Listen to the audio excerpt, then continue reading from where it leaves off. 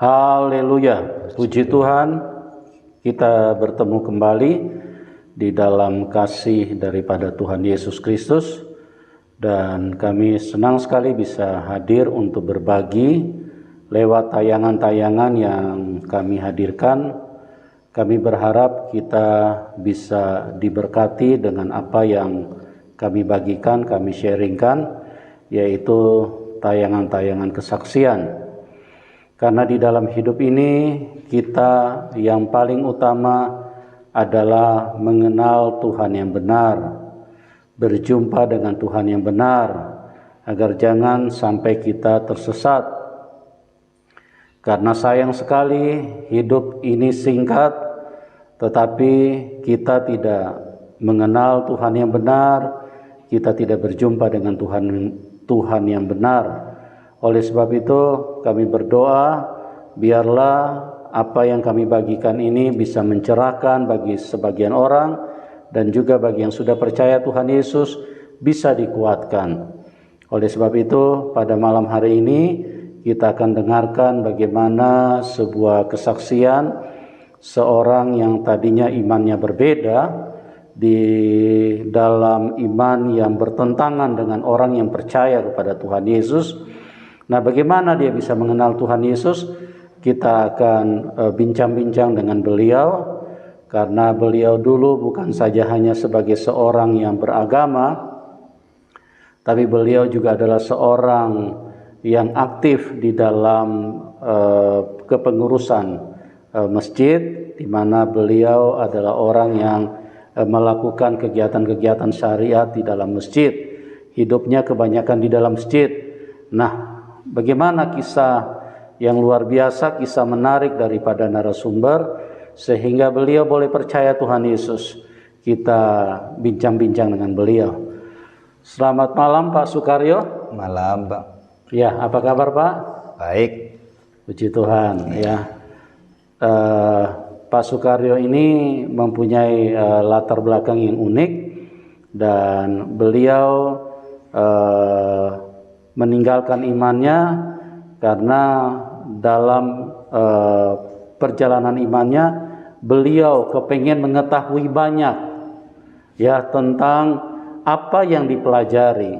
Tapi ternyata setelah beliau ingin mempelajari lebih banyak, tapi keterbatasan dengan bahasa asing, yaitu bahasa-bahasa Arab. Nah, inilah yang menjadi kendala beliau. Nah, kita akan diskusikan, kita akan tanyakan kepada beliau. Nah, Pak, mungkin Pak Sukaryo bisa ceritakan dulu bagaimana Bapak punya kegiatan-kegiatan dulu di iman yang sebelumnya, Pak. Seperti apa, Pak? Iya, saya hidup waktu belum kenal Tuhan Yesus, ya dari kecil dibimbing orang tua untuk tekun di dalam kegiatan waktu itu. Sampai-sampai saya bisa terlibat untuk aktif di dalam kegiatan di tempat ibadah di masjid. Ya, terus saya diajari dan diajari, ya karena saya sendiri kepingin tahu apa sebenarnya dan bagaimana artinya itu. Ya, yang mengajari aku itu, saya tanya, kenapa harus diajari seperti ini? Apa salahnya kalau dijelaskan ya bahasa yang aku mengerti? Terus ditunda-tunda, dia janji bisa tapi ditunda sampai bisa lebih 1 tahun itu. Saya pertahankan, akhirnya saya bilang, Pak, kalau nggak mau menjelaskan ya sudah, saya berhenti sampai di sini. Saya mau belajar yang jelas saja, aku bilang gitu. Jadi akhirnya Bapak itu nggak bisa jawab apa-apa karena memang nggak bisa menjelaskan. Maksud saya kan, apa salahnya diceritakan yang saya tahu begitu, untuk diajari itu sampai lama. Dan akhirnya saya tidak aktif lagi di masjid karena tidak kudapatkan yang apa kutanyakan begitu. Oke, Ya, sebentar Pak, saya mau tanya dulu. Bapak bisa terpilih menjadi istilahnya pengurus di dalam masjid itu kriterianya itu apa Pak? ya karena dilihat saya rajin Pak. Oh Bapak rajin. Iya rajin, jadi kalau ada sesuatu yang kurang pas tuh saya perbaiki, saya benahkan begitu. Oh, Jadi dari situlah mereka melihat, akhirnya saya dikasih tempat tugas. lah, iya Oh. tugas begitu. Jadi kriterianya Bapak rajin mau menjalankan tugas-tugas Iya. di dalam sebuah masjid begitu. Iya. Nah, terus waktu Bapak bertanya kepada siapa pada waktu itu, Pak? Yang mengajari aku untuk membaca itu Pak. Oh, membaca Al-Quran. Iya baca Quran itu. Oh, nah, maksudnya yang Bapak tanyakan apa tuh, Pak? Ayat-ayatnya atau apa? Ya bahasanya Pak. Oh, bahasanya. Karena kan saya diajari tapi kok nggak mengerti begitu. Oh. Jadi Ya. maksud saya tanya, ya diberilah bahasa yang aku mengerti begitu. Ya ditunda-tunda, ya sampai-sampai saya bilang, kapan Pak? Karenanya ada mau undang teman yang bisa mengartikan itu, tapi ternyata dibohongi begitu Pak. Oh, apa yang Bapak tanya itu apakah dia memang tidak mau menjawab apa tidak mengerti Pak bahasa itunya, bahasa Arabnya? Iya. Beliaunya itu bisa bahasa Arab tapi nggak tahu artinya itu loh Pak. Nggak mau menjelaskan bahasa yang saya tanya begitu. Oh. Jadi ya alasannya ada teman yang bisa katanya, tapi kan lama nggak sampai datang gitu temannya. Kalau menurut Bapak, menurut yang Bapak ketahui pada waktu itu, kenapa dia tidak mau menjawab? Dia tidak mau menjelaskan kepada Bapak. Kan sayang sekali, Bapak kan orang yang membantu Iya. di masjid, artinya Bapak meringankan tugas-tugas supaya kegiatan beribadah itu bisa berjalan dengan baik. Kenapa dia tidak mau menjelaskan kepada Bapak? Kan itu juga satu istilahnya satu kebaikan. Kira-kira menurut pemahaman Bapak waktu itu, apa karena dia tidak mengerti atau memang dia pelit ilmu, Pak? Kalau saya menilai memang nggak mengerti Pak, karena alasannya ada temannya yang bisa. Oh, berarti Itu. tidak mengerti gitu Iya. ya. Oh, ya. Jadi sayang sekali ya, berarti kita menjalankan sesuatu yang kita tidak pahami begitu. Iya. Oh, oke. Terus bagaimana kelanjutannya, Pak? Ya akhirnya saya mundur dari situ. Ya 1-2 hari dicari ke rumah sampai orang tua ya marah juga kan, marahi sama saya karena nggak tahu kasusnya. Akhirnya saya jelaskan kepada orang tua. Ya udah, orang tua menyadari untuk apa belajar yang nggak tahu begitu kan. Orang tua menyadari kalau awalnya memang marah karena kan ya dianggap kan orang yang mengajari saya itu ya orangnya lebih kan, dianggap orang tua, tetapi orang tua belum tahu. Akhirnya saya jelaskan bahwa saya belajar selama ini, saya ingin tahu apa sebenarnya arti semua itu, tapi nggak mau menjelaskan. Akhirnya saya mundur ya beberapa hari kemudian, ya sampai berapa bulan saya akhirnya ya tidak aktif lagi di masjid itu. Nggak aktif karena aku terus terang sama yang mengajari saya itu, karena nggak ada di jawaban itu tadi. Nggak ditanya nggak dijawab, apalagi dijelaskan nggak lagi. Nah itu Pak, jadi ya udah, karena saya nggak aktif di masjid, akhirnya saya pergi ke kota kecamatan. Nah, Bapak pergi ke kota kecamatan dengan pengertian Bapak sudah meninggalkan Islam apa bagaimana Pak? Belum Pak itu. Belum. Tapi sudah nggak aktif lagi begitu. Sudah nggak aktif sebagai orang yang mengurus masjid. Iya, mengurus itu. Oh, jadi Bapak pergi ke kota kecamatan istilahnya karena apa frustasi apa bagaimana Pak? Iya, anak muda masalahnya Pak. Dari waktu itu kan masih muda banget ya. Jadi istilahnya daripada nongkrong di rumah ya udah keluar. Nah, akhirnya ketemulah kami keluarga Tionghoa. Bapak keluar itu tujuannya mau pergi belajar di tempat lain tentang yang Bapak tanyakan, atau memang Bapak istilahnya karena tidak terjawab ya sudah, saya cari suasana baru? Iya, gitu aja. Ya istilahnya supaya nggak jenuh juga bisa, namanya di desa kan. Ya pakai sepeda kaki ke kota kecamatan kira-kira sampai antara 3 sampai 4 kilo lah perjalanan itu. Ya, di situ adalah bengkel sepeda kaki. Ternyata itu keluarga Tionghoa. Nah, di situ 1-2 kali ketemu, akhirnya perkenalan dengan baik.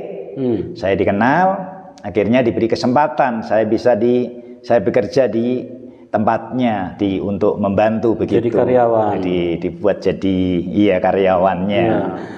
Nah, dari bekerja itulah Bapak yang pemilik bengkel ini sambil menginjili saya begitu, Pak. Saya diinjili, diberi buku rohani, yaitu waktu itu. Nah, saya bawa pulang, saya baca, dan pagi hari ditanya bagaimana, terus diinjili. Itu nggak sampai 1 tahun, Pak. Nggak sampai 1 tahun. Saya waktu bisa diberikan buku itu, Bapak tidak ada penolakan. Bapak tidak katakan saya Muslim.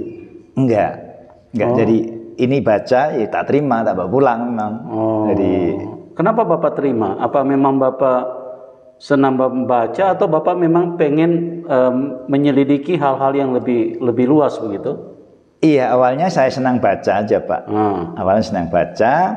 Jadi dari majalah itulah Tuhan menjamah saya, tapi belum melangkah gitu, belum percaya penuh, karena kan di samping membaca kesaksian-kesaksian di majalah itu, ya tiap hari juga ada firman yang disampaikan Bapak pemilik bengkel ini, jadi dijelaskan. Nah, di dalam buku itu, di dalam traktat atau majalah itu, kira-kira ada artikel apa atau tulisan apa yang membuat Bapak punya hati mulai tersentuh dengan kuasa Tuhan, jamahan Tuhan? Isinya kesaksian, Pak, itu. Jadi kesaksian. Pas saya membaca kok persis yang saya hadapi begitu. Masalahnya itu. Seperti apa misalnya, Pak? Yang lebih jelas. Permasalahan di dalam kepercayaan. Terus ada hamba Tuhan yang mengasih saran supaya mendapat ketenangan, kebahagiaan. Itu dari situlah saya punya hati itu kepingin, siapa yang nggak senang bahagia begitu kan. Akhirnya di situ banyak kesaksian tak baca, saya merasa bagus juga. Akhirnya nggak lama keluarga ini, anak-anaknya kan sudah ikut kegiatan ibadah kaum muda. Sabtu sore gitu saya diajak, karena kaum muda Sabtu sore itu saya nggak boleh pulang, diajaklah anak-anaknya ini ke gereja, tapi suruh ngantar duluan. Siapa disuruh antar? Saya suruh ngantar anak-anak. Antar mereka ke gereja. Tapi saya di luar. Bapak di luar. Mereka sampai selesai baru nemani pulang gitu, karena anak-anak. Kenapa Bapak cuma ngantar aja? Anak-anak gadis masalahnya. Jadi seizin orang tuanya.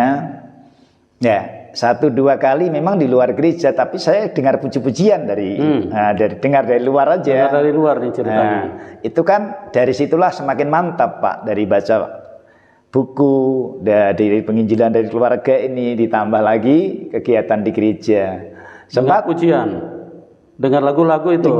Dengar kegiatan ibadah, ibadah pujian ini dengar. Nah, itu menarik itu. Apa yang Bapak rasakan pada waktu Bapak dengar kegiatan ibadah itu, dengan kegiatan?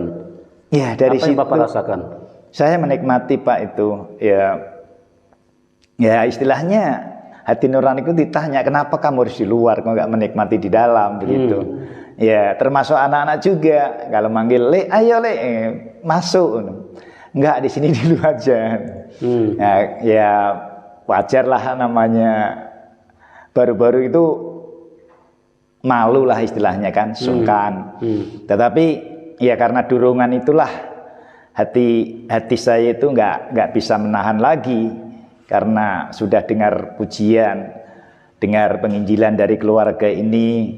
Akhirnya saya berani masuk ikut kaum muda itu. Akhirnya dikenalkan Bapak Ibu gembalanya. Seperti apa tuh nggak Pak?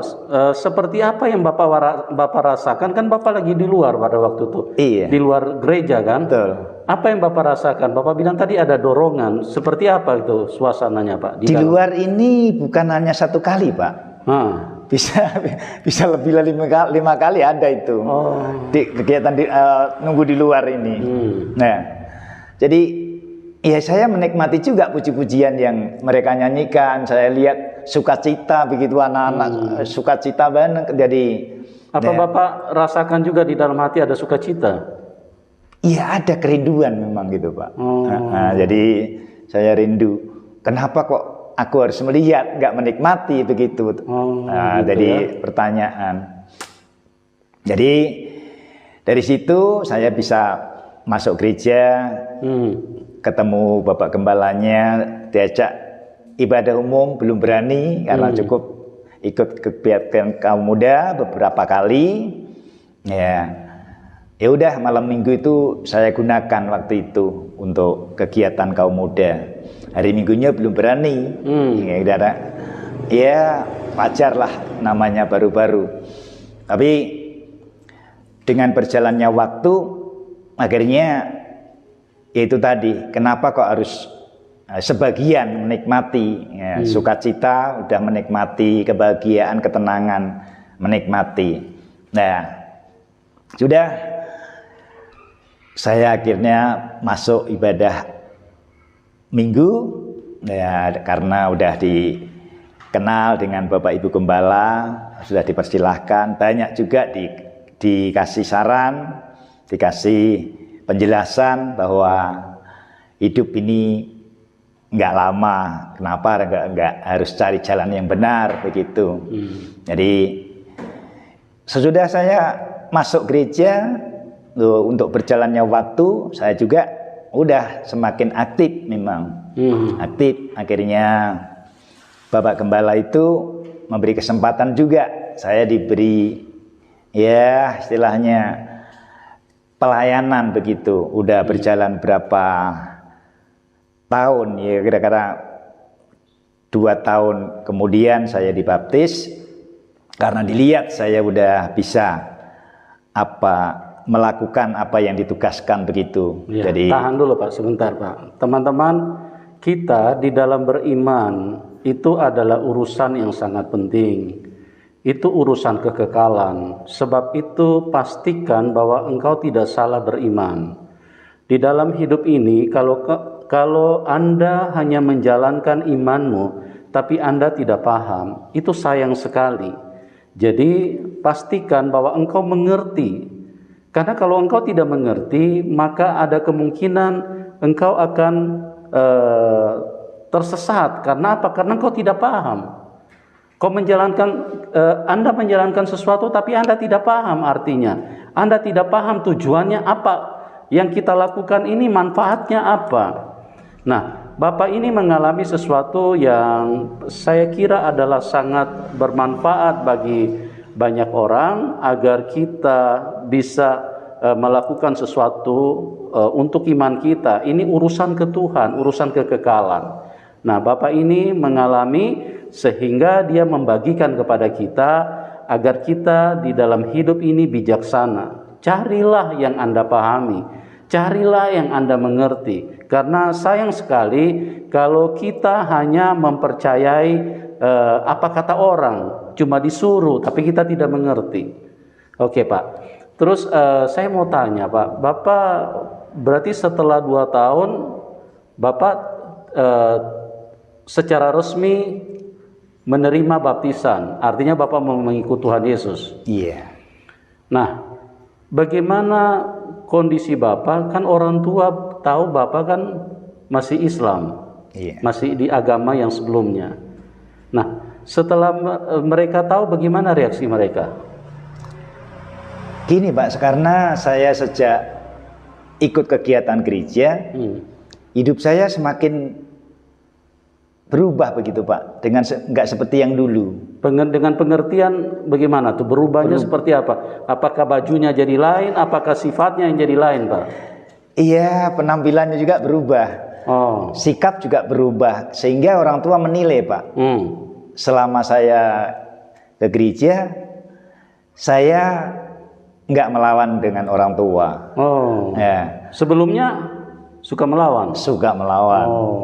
Jadi Jadi kalau luar biasa teman-teman. Orang Iya. bertemu dengan Tuhan Yesus itu ada perubahan. Karena Tuhan Yesus itu Raja Damai. Di hati kita ada jamahan Tuhan. Sehingga kita diarahkan kepada hal-hal yang baik. Yang membuat kita jadi hormat kepada orang tua.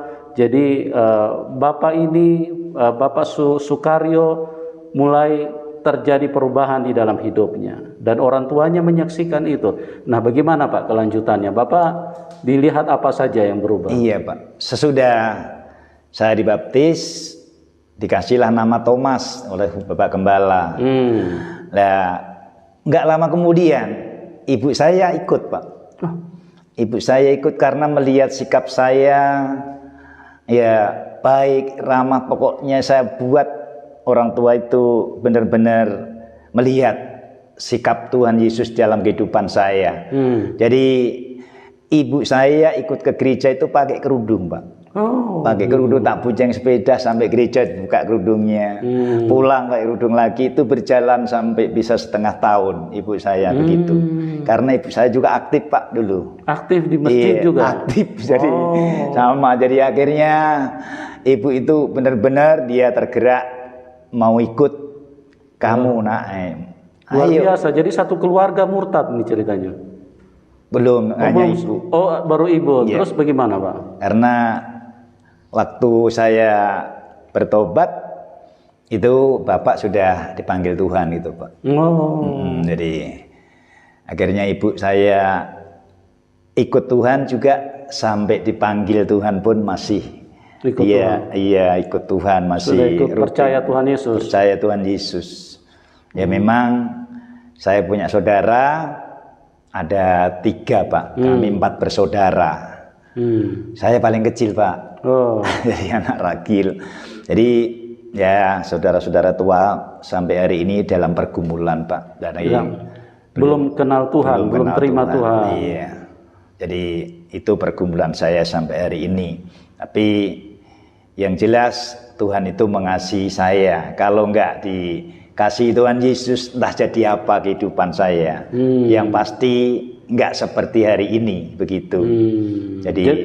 Jadi reaksi Bapak punya saudara-saudara, kakak-kakak, seperti apa waktu tahu Bapak sudah jadi percaya Tuhan Yesus? Oh, marah Pak waktu itu. Marah? Iya, sudah tahu. Apalagi waktu ibuku ikut juga, wah itu marah karena mereka merasa lebih tua kan. Nah, saya sempat diusir, tapi kan ibu mengasihi saya, udah sama-sama saya, jadi ya hanya marah-marah, istilahnya nggak terus terang begitu. Tapi ya itu saya hadapi aja. Ternyata ya nggak lama juga kan, akhirnya kemarahan itu kan luntur juga karena saya balas dengan kebaikan itu.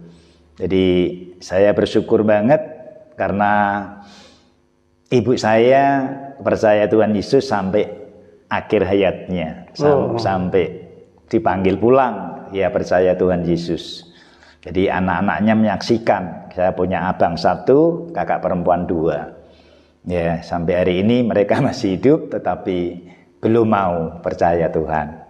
Jadi itu yang bisa saya bagikan karena ini cerita pertobatan ya, karena saya memang betul-betul diselamatkan Tuhan. Tuhan itu punya cara pada siapapun. Jadi pertobatan itu memang nggak sama juga, panggilan nggak sama. Tetapi yang jelas saya memang benar-benar diselamatkan Tuhan karena saya mengawali dari lahir sampai usia lebih dari 20 tahun itu dididik di seberang, ya dididik. Tapi karena Tuhan punya mau atau punya rencana bagi kehidupan saya, sehingga saya bisa menikmati kasih Tuhan hingga hari ini. Jadi saudara-saudaraku semuanya, kalau punya hati yang bimbang, hati yang gundah gulana, carilah kedamaian di dalam Tuhan Yesus saja, nggak ada yang lain. Sumber damaiannya Tuhan Yesus. Haleluya. Haleluya. Amin. Ya, jadi begitu teman-teman, bahwa mengenal Tuhan yang benar itu sangat mudah. Dari firman-Nya kita bisa kenal. Kalau Tuhan Yesus berfirman, kasihilah musuhmu, berdoalah buat mereka. Ini bukan perkataan manusia. Kalau perkataan manusia, jauhi musuhmu, minimal jauhi musuhmu. Kalau perlu, hajar dia. Kalau perlu, tumpahkan darahnya. Nah, itu perkataan manusia. Karena manusia dipenuhi dengan tabiat kebencian, tabiat iri hati, tabiat daging, tabiat duniawi. Karena dunia ini dikuasai setan. Makanya setan memasukkan pikiran-pikiran yang begitu di dalam manusia, yang mempunyai kebencian, mempunyai kemarahan, bahkan sampai ingin membunuh orang lain. Itu adalah pikiran-pikiran setan yang dimasukkan dalam manusia. Oleh sebab itu, dalam hidup ini, mari cari Tuhan yang benar. Dari ajarannya bisa dikenal. Tuhan Yesus mengasihi semua. Dia berkata, kasihi sesamamu manusia. Dan ada lagi satu firman yang saya senang sekali dengan ayat ini, karena ayat-ayat ini membuktikan bahwa Dia adalah Tuhan semua manusia. Dia Tuhan semua orang. Kenapa? Dia berkata di dalam firman-Nya, marilah kamu yang letih lesu dan berbeban berat, karena aku akan memberikan kelegaan kepadamu. Dia tidak berkata, marilah kamu orang-orang Kristen. Kalau dia berkata, marilah kamu orang-orang Kristen, maka dia bukan Tuhan. Karena apa? Karena dia hanya mencintai orang Kristen. Tapi kalau dia Tuhan, dia mencintai siapapun. Bahkan yang letih lesu berbeban berat, itu dia sayang. Dia ingin tolong. Aku akan memberikan kelegaan kepadamu. Itulah Tuhan yang benar. Dan terlalu banyak firman-Nya yang kalau saya mau sebutkan satu persatu, tidak ada yang bisa membantah bahwa inilah Tuhan yang turun dari surga, karena ajarannya beda dengan ajaran manusia. Pikirannya adalah pikiran ilahi, pikiran yang dipenuhi dengan kasih.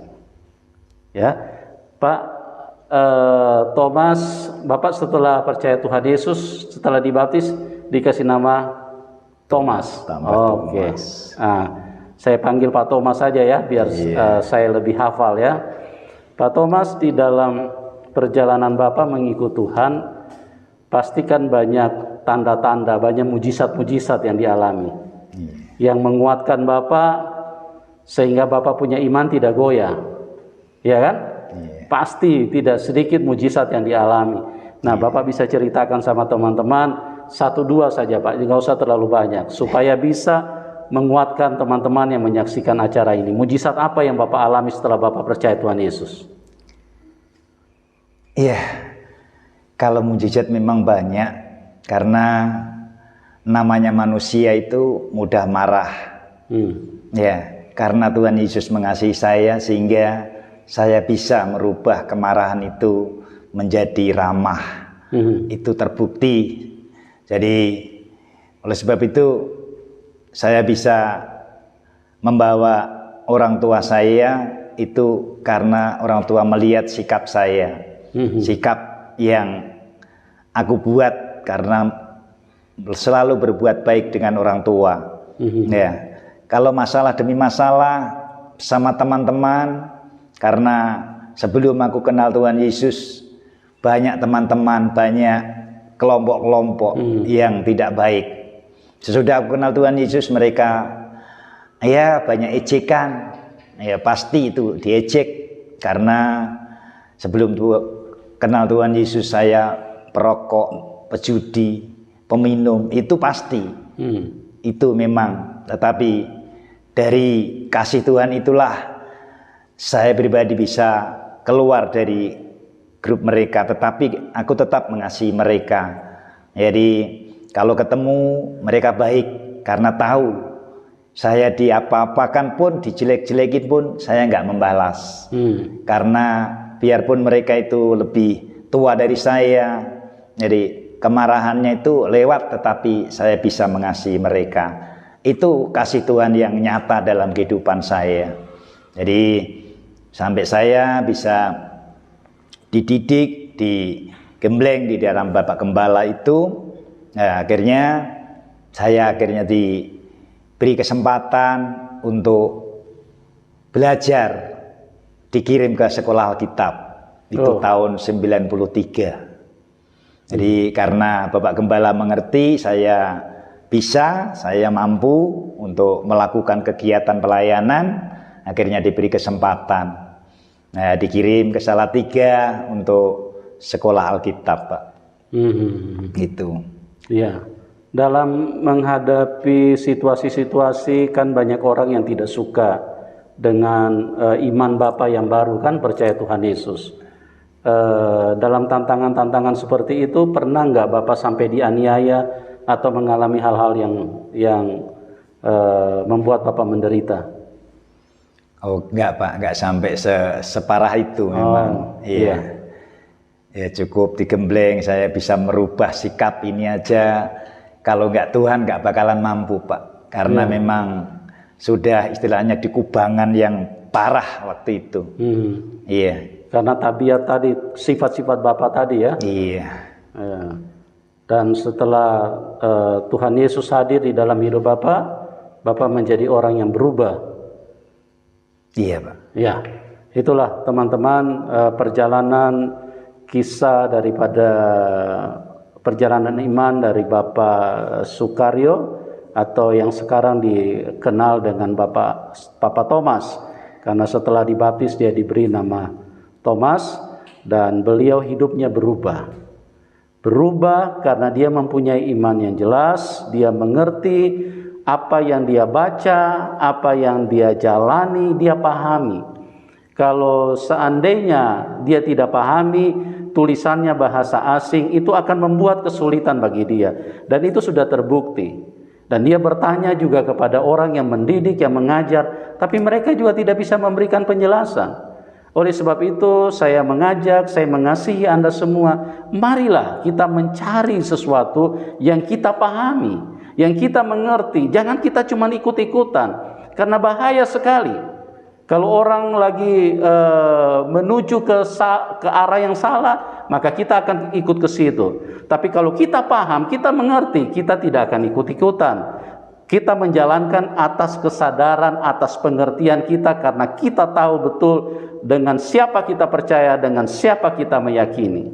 Itulah berjalan di dalam kasih Tuhan. Dan Tuhan Yesus bukan hanya dibuktikan dari firman-Nya, dibuktikan dari kuasanya.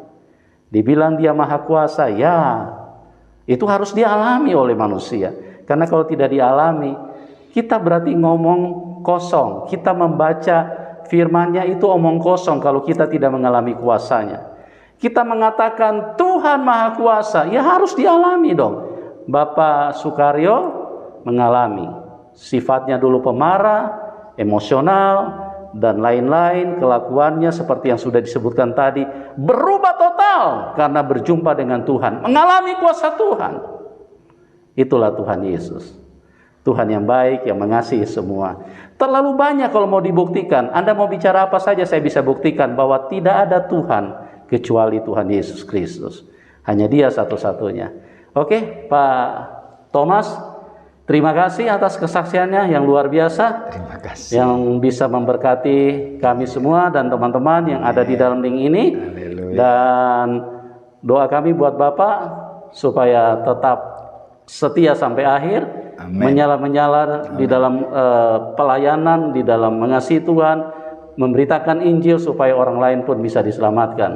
Amin. Ya, Pak Thomas ini sekarang bukan hanya percaya kepada Tuhan Yesus, tapi dia adalah pemberita Injil. Dia menyampaikan Injil kepada banyak orang, dan puji Tuhan, banyak orang yang diselamatkan. Dan bagi teman-teman yang diberkati, silakan dukung Pak Thomas. Di layar deskripsi sudah kami cantumkan nomor rekening beliau. Terima kasih buat semuanya. Kami mengasihi Anda semua. Doa kami buat semua kita supaya mengalami kemurahan Tuhan. Kita berjumpa di program selanjutnya. Dan Tuhan Yesus memberkati dan salam kemenangan buat kita semua. Amin.